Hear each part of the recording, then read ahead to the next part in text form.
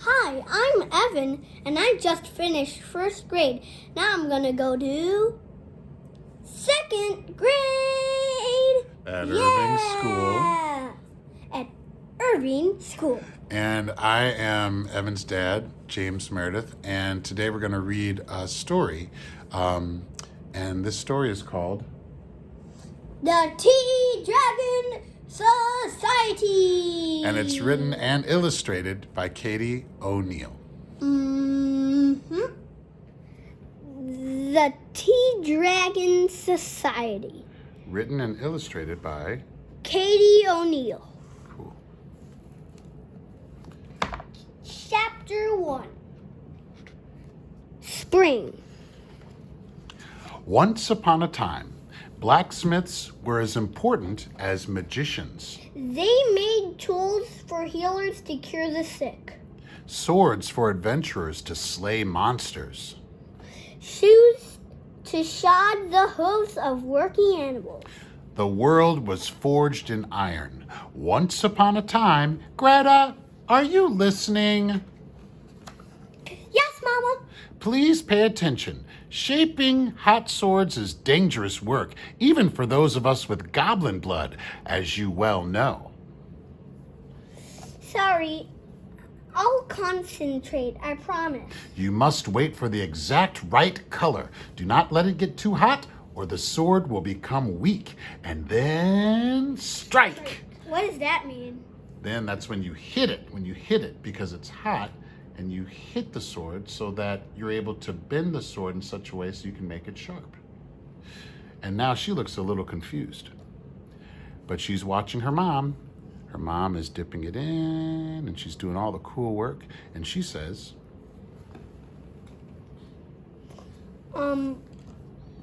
Mama, do people use swords anymore? I thought they were just in stores.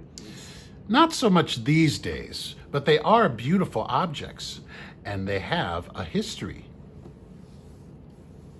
But they don't do anything.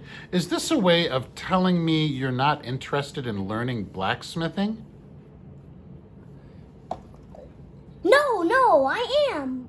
I want to learn from you because you're the best at it. I am very good. Your father seems to have no trouble selling my work, even if people have no use for it. I am happy you want to learn. You have a gift, Greta. You formed your pact with Brick when you were just 6. That's true. So she's holding her pet, and she remembers back when she was walking and she heard, Eek! and she heard it again, Squeak! Squeak! and again. Squeak! And she looks down an alleyway and she sees a creature, and the creature is surrounded by what? Wolves! She says. Hey! And she sees that they're looking at her, but they are what? They're starving. They're really hungry. So she takes out some meat, and what does she do? Do, do, do, do. What does she do? She gives it to the wolves. Right.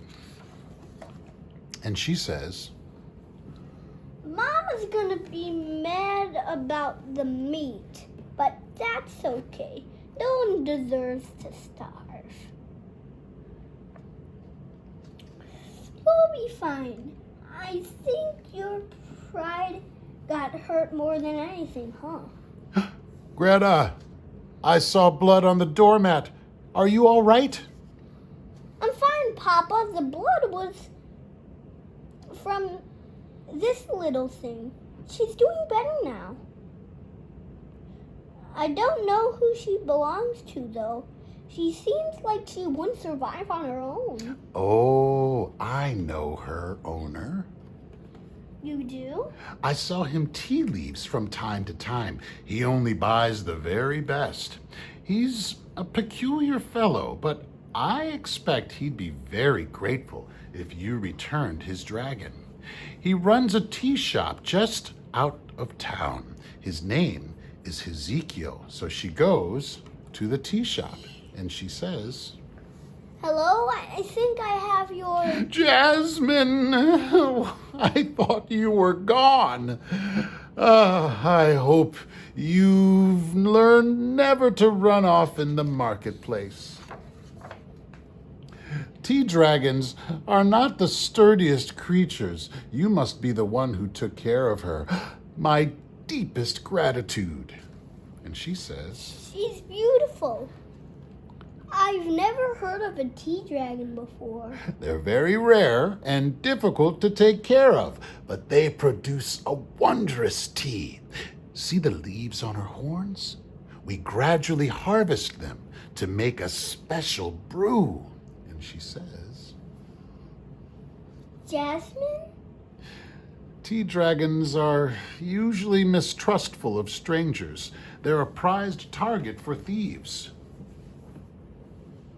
She never steal her, but I think I'd it's, never steal her, but I wish I had one. Hee hee. Would you like to learn to take care of tea dragons like Jasmine? I love to. Then you are welcome here anytime. So she leaves out and she's walking and she runs into someone with a tea dragon. Interesting.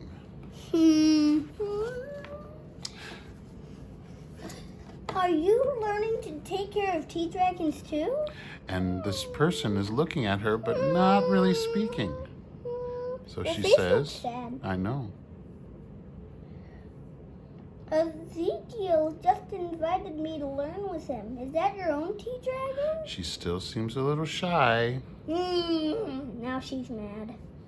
It's okay, I'm not gonna take him. Let's be friends. My name's Greta. And they look at each other and she looks at her hand as Greta holds out her hand and she says, I'm Manette. Jinx! Jinx! So they look at each other Jinx! and... We both said jinx together, I so we did a double jinx. And then, as soon as she's there, she's gone. And Greta's by herself.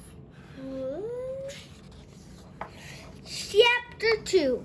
Summer.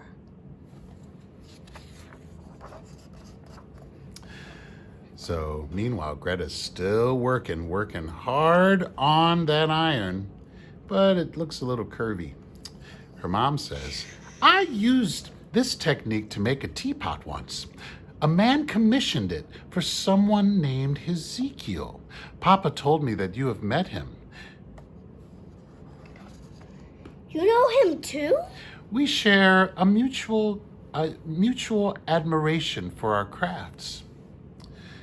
And she says, Actually, he invited me to come learn more about tea dragons.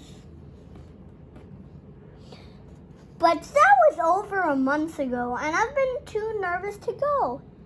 Do you think it's too late now? Ezekiel is not like humans and goblins. He will live for more than twice our lifespan. And Ezekiel himself is one who values patience in all things. I think he would barely notice your hesitation. Meanwhile, she's still trying. Ooh, a bit curvy. So she goes back to Ezekiel's place and she sees him working in the front. Hello. Please go through the back if you'd like to meet the rest of the tea dragons. I must work on filling these orders, but Eric will introduce you. Oh, okay. So she goes around to the back where she meets Eric. So, you're the one who's keen on these rat bags. A brave soul to be sure. Greta says, They seem sweet. aye, they can be if they know it'll get them something. Manipulative little buggers. I'm Eric, by the way. I'm Greta. Anyone has trusts with his dragon, I would trust with my life. Let me show you how to get these rascals preening and purring. You'll want a pair of these. If you rub them the wrong way, they're liable to take a nip of you.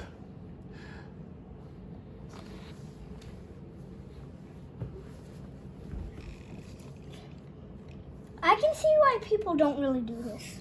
Aye, it's a bit of a chore. At first, I thought it was far too much fuss for a bit of leafy water. Don't tell Hess I said that. But I'll admit the tea is worth it. Not many people seem to think so, though. Harder and harder to find people interested in learning. Hess is so happy that you're keen. He doesn't want the knowledge to be lost. Meanwhile, look who's playing with her tea dragon. Looks like Minette. The same exact girl. And Eric says, "Hello, Min. I was wondering where you'd been. Would you like something to eat?" And she kind of nods. And look, she sees Greta.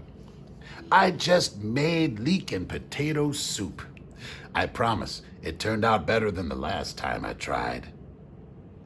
Hey again. Jinx! Careful, it's hot. Thank you. So she leaves and she goes home, and Greta says, What's up with her?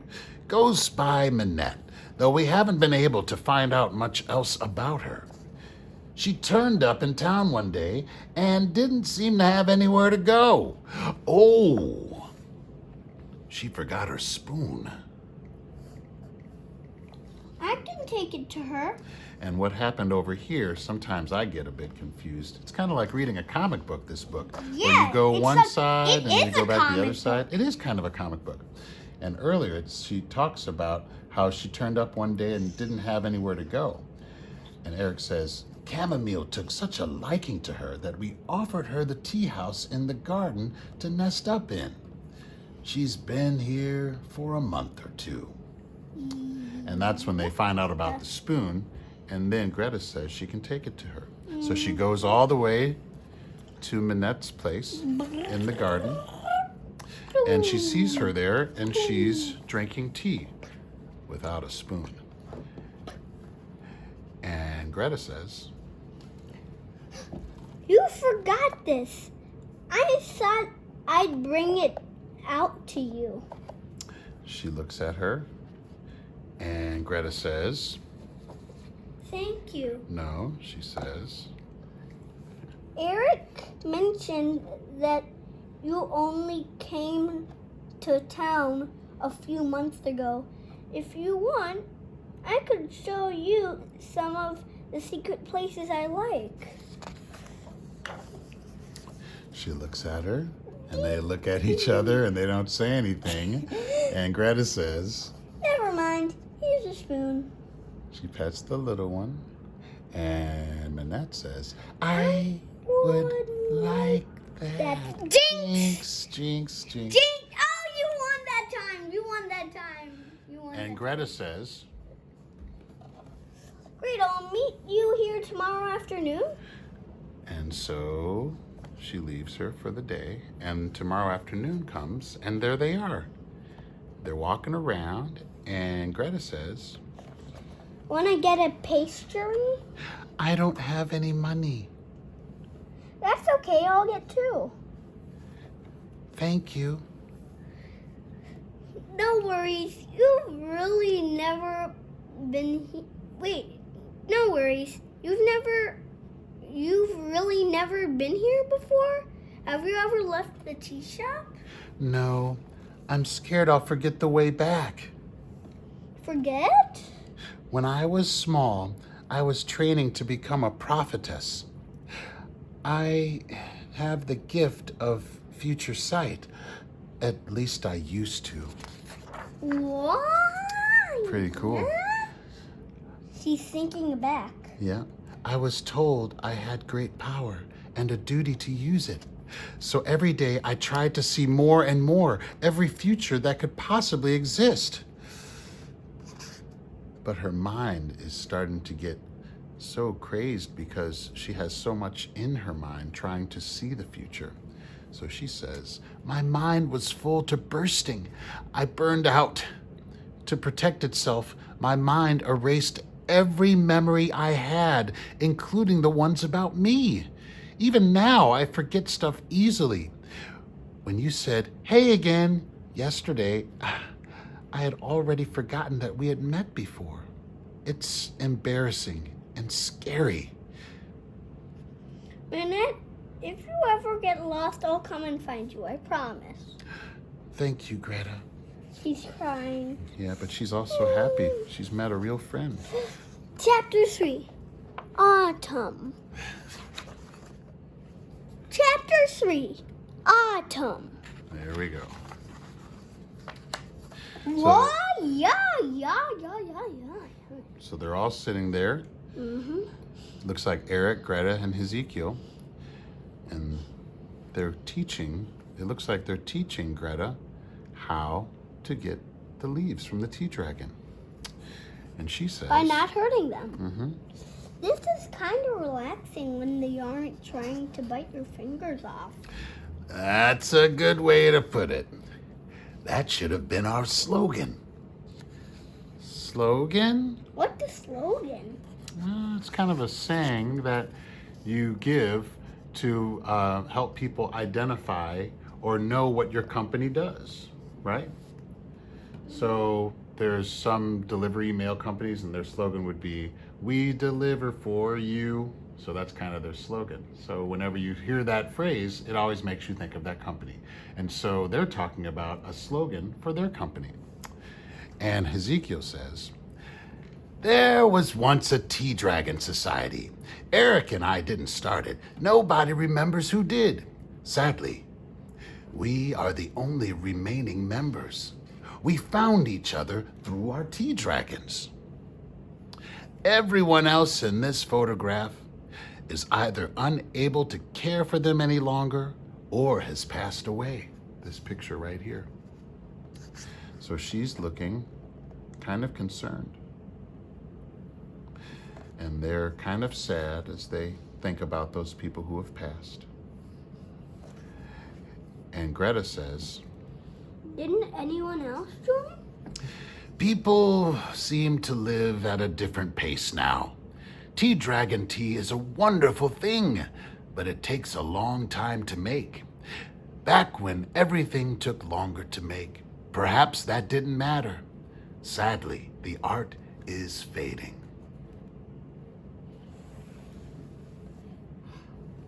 It won't be forgotten. And they kind of look at her with hope. And she goes home and says to her pet, Brooke,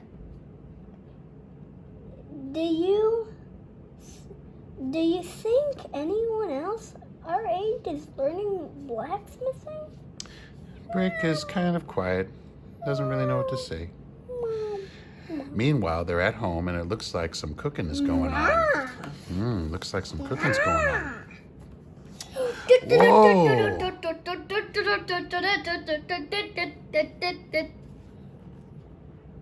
Oh, Soot, we have no seals for the jars. And Minette says, "I'll go get some from the market." Are you sure, man? "I'm pretty sure I remember the way, and if not, you'll come find me, right?" And she looks at her, Mm-hmm. and she nods, and then Minette goes off. And Ezekiel says, "Greta, you have been working very hard with the dragons. We both feel your presence brightens this house. We think it's time you see what makes Tea Dragon Tea special. If you'd like to." I'd love to. "Very well. This is a special blend brewed from jasmine and rooibos. The dragons Eric and I have had for many decades. Yep. If you clear your mind and concentrate, you may experience some of the memories the dragons have shared with us." Are you sure it's okay? "We trust you, Greta." Which makes her smile. So, they pour out the tea into the water and they mix it up. And she drinks the tea, and in that tea, she sees their history. She sees Eric, battling valiantly. And then he's a bit hurt, it looks like. And then someone comes and helps him heal. And there's Eric, and he's healed, and he's able to fight these dragons, or this multi-headed creature. Yeah. And he's successful. But he says, I appreciate the help, but I'm guessing it wasn't free. Correct. I've been hoping someone would come and claim that bounty. Don't like getting your hands dirty? No, but I suspect you rather enjoy it. I'm looking for someone with a big sword. Guess that's me, all right. If you can keep working magic like that, I'm up for a deal. So they shake hands.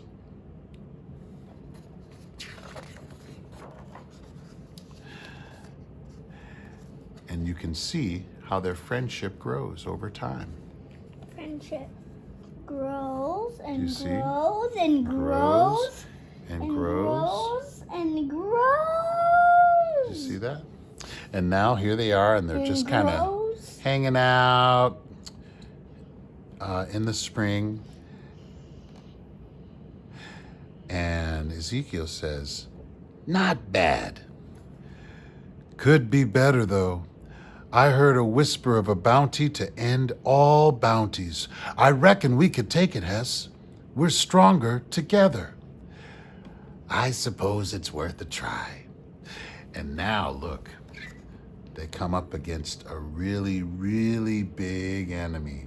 This one's doesn't look like 3 heads, but it looks like a very, very fierce monster.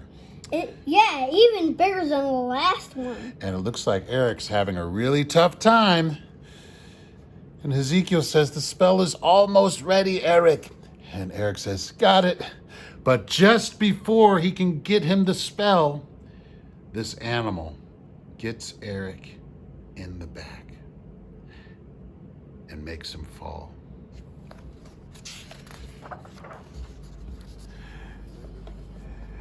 And Ezekiel says, Eric! Goes over to Eric, and he does everything he can to cure Eric. And this animal is still coming, but Ezekiel uses his power to beat away the animal, to beat away the monster. But he's grieving, and he says, Eric! Eric! And now, you move forward, and that's why I have the wheelchair. and now he's in the wheelchair. But Ezekiel is nursing him back to health. And Eric is sad, and he says, this isn't what you signed up for. And Ezekiel says, I signed up to fight by your side, to treat your wounds, to never abandon you. You shouldn't have to give up exploring an adventure because of me. You loved that. It was never the adventure that I loved. Do you see that? They have a friendship that is more important than any adventure, right? Mm-hmm. And this is all that she was able to see and experience And guess what? while she was drinking the tea. Yeah, and guess what?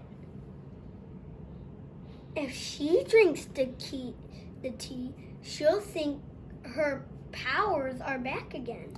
Well, and every time she drinks that tea, she'll see.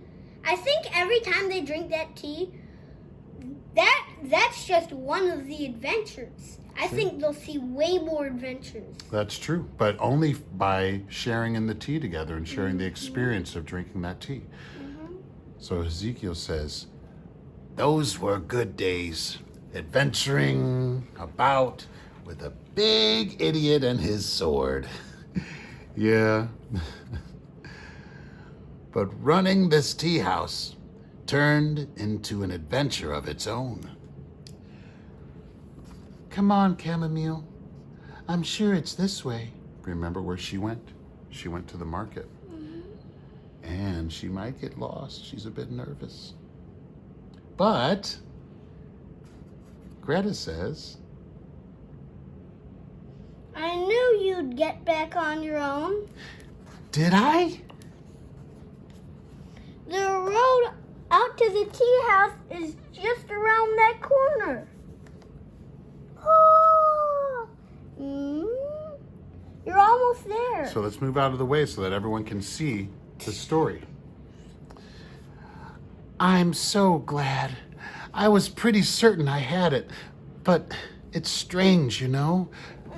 Just as I was starting to get a little nervous, you showed up. And there they are, good friends. I think it's the next chapter. You are right. Chapter 4. Winter. Chapter 4. Winter.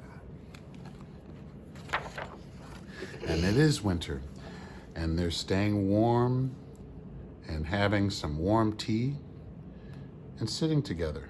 And it looks like Minette is writing a letter. And it says, Dear Mama and Papa, I'm sorry for taking so long to write you after I ran away from the monastery.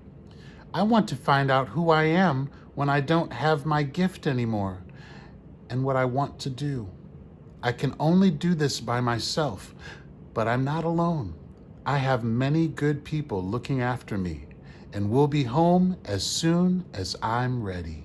Love, your Minette. It feels weird to write a letter to people I barely remember. I know that they love me, though. Hopefully, I can go home soon. Say, Greta, would you help me make tea from chamomile's flowers like Mr. Ezekiel did? Sure. Haven't you tried it before? No, not yet. I've been too nervous to because of my memory. I was scared that even if I drank it, there'd be nothing to see. But I'm ready to try. I'll help for sure. And there they go. They start to gently take some of the petals from chamomile and they put it in the tea. And she drinks it, and look what she sees. This is her history of how she met Eric and Ezekiel, and how she sat with chamomile, and how they spend time together, and good times that she spends together with Greta. I think it's different. Did you realize that it's different? So she has different memories that are all her own. Isn't that cool? Mm-hmm. So now, Greta says, memories don't just live inside you, Minette. They live in all the people and objects you share your life with. Chamomile, Eric, Ezekiel, and me too. and look how that makes her feel. You are right, Greta. I lost so much and was scared of losing more. I didn't notice how many good memories I was making. I'm thankful I met you. And look, she gives her a kiss. Now it's still winter time. And look, there's Greta's mom. And she sees her working hard in their house. And what is she making? A sword. And that sword looks pretty good. And she waits until the time is right. She has it in the fire. Bending? Mm-hmm. She bended it. And What she is finished. And her mom says, "Beautifully done, my love. I am happy you seem to be excited to use the forge again." And Greta says, I don't want blacksmithing to be forgotten. I want to keep making objects for people to love and give them a story. Maybe one day someone will think about who gave it to them, or where they brought it, or who they shared it with, or who owned it long ago. That's a kind of magic, isn't it? I believe it is. And what? What does this say? Apology. That's a tough one. It actually says epilogue. And what that is what happens after the original story is over. So we get to find out a little bit more about this story. Let's see what's next. They saw each other again. And Greta says, I wanted to make something for you both. And thanks for teaching me about teaching Manette about tea dragons. As thanks for teaching me and Manette about tea dragons. Manette about tea dragons. And she gives them this awesome teapot. And Ezekiel says, Greta, it's beautiful. Thank you. Funny that we actually have something for you too, Greta, if you'd like to receive it. A tea dragon. This is Ginseng. Her owner sadly passed away, and there was no one left to care for her. She needs a caretaker. Would you like to be one, Greta? But look at her. She doesn't look happy. She's so sad. Tea dragons get very attached to their companions. It may take her a while to bond with you, and even then, she will still require diligent care and attention. You don't have to take on the responsibility, Greta. I want to. I want to make good memories with all of you. And with Ginseng too. With Ginseng too. And with Ginseng too. That's an interesting name, huh? Mm-hmm. And they look pretty happy. Now that we each have a tea dragon, I reckon we could call ourselves a society again. What do you think? I think that would be wonderful. And they all look very happy, right? I like this story music. And look at them. They're all spending time together with their tea dragons. Isn't that great? Mm-hmm. What an awesome book. And at the back of the book, you see all this cool stuff about the ancient and noble art of tea dragon husbandry. You learn about the tea dragons, the tea dragon societies. This is pretty cool. Were tea dragons even real? I don't know. That's for us to find out. That's for scientists to find out. Yeah, maybe we'll look it up. And there's tea dragon leaves. And here you get to find out about their different dragons that they all have, as well as others that they didn't even get to, like the peppermint tea dragon or the hibiscus tea dragon. The Earl Grey tea dragon looks like it's a member of the saber-tooth. That's what it looks like. A great book. Evan, thanks for helping me read this book. Thank you very much. Let's do a handshake.